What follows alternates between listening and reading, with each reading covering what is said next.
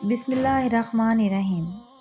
ناظرین کرام، عید کا دن خوشی اور مسرت، لیکن جیسے جیسے عید کے دن نزدیک آتے ہیں مردے کیوں روتے ہیں اور یہ دعا کرتے ہیں کہ کاش کبھی عید نہ آئے۔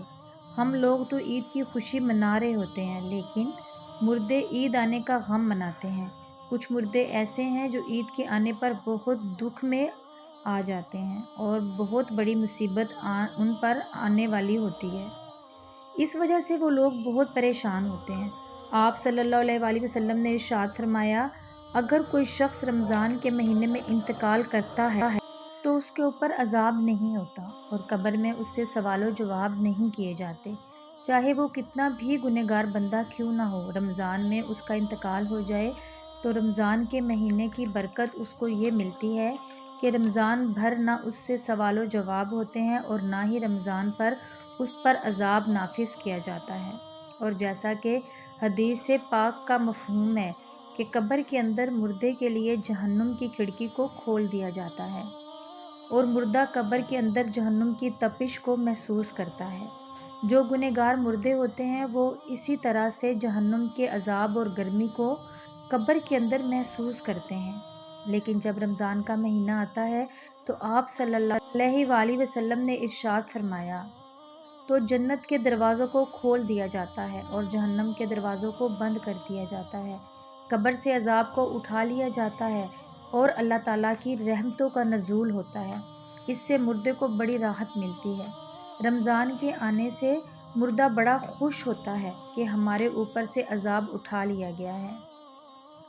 جو قبر کے اندر ہمارے جہنم کے دروازے کھلے ہوئے تھے وہ دروازے بند کر دیے گئے ہیں، تو وہ مردہ بڑی راحت محسوس کرتا ہے۔ اب سوال یہ پیدا ہوتا ہے کہ جن لوگوں کے اوپر اللہ تعالیٰ نے رمضان میں عذاب ہٹا لیا تھا تو عید کے بعد ان کے اوپر عذاب مسلط ہوگا یا نہیں؟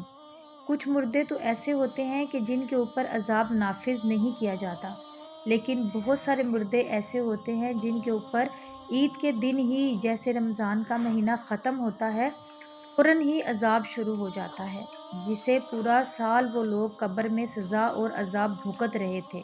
عذاب میں وہ لوگ پھر ملوث اور گرفتار ہو جاتے ہیں۔ بعض علماء فرماتے ہیں کہ جب کوئی انسان رمضان کے مہینے میں انتقال کرتا ہے اور اس سے قبر میں سوال و جواب نہیں ہوتے اور جب ایک مرتبہ کسی پر سے اللہ تعالیٰ عذاب اٹھا لے تو پھر دوبارہ ان پر عذاب نازل نہیں کرتا، بشرط یہ کہ اس کے لیے کوئی ایصال ثواب کر رہا ہو یا مغفرت کی دعا کر رہا ہو۔ ہر مردے کو اس کے اعمال کے مطابق سزا دی جاتی ہے۔ جو نیک لوگ ہوں جن کو اللہ تعالیٰ نے کافی کر دیا کہ ان کو 2، 4 یا 6 مہینے سزا ہو گئی، بس اب رمضان کے گزرنے کے بعد دوبارہ ان پر عذاب نہیں ہوگا۔ لیکن اگر کوئی زیادہ گنہگار ہے، مثلا کوئی ایسا بندہ جس کا اسلام سے کوئی تعلق نہیں، جو اسلام کو جانتے ہوئے اسلام کو مانتا اور کفر و شرک کا مرتکب ہوا، تو اس پر رمضان کے بعد بھی عذاب جاری رہے گا۔ ناظرین کرام، جب رمضان کا مہینہ ختم ہوتا ہے تو رمضان کی برکتیں بھی ختم ہو جاتی ہیں، شیطان کو قید سے رہا کر دیا جاتا ہے، مردوں پر سے رحم کا معاملہ ختم ہو جاتا ہے، جہنم کے دروازے جو بند تھے وہ رمضان کے جانے سے کھول دیے جاتے ہیں۔ ان سب باتوں کا مردوں کو علم ہوتا ہے کہ کب رمضان شروع ہو رہا ہے اور کب رمضان ختم ہو رہا ہے، تو رمضان کے جانے سے اہل قبور سوچتے ہیں کہ اب رمضان کا مہینہ جا رہا ہے اور پھر عید جیسے ہی آئے گی اس کے بعد ہم پر عذاب کو پھر سے مسلط کر دیا جائے گا، جس کی وجہ سے وہ مردے غمگین ہو جاتے ہیں اور روتے ہیں۔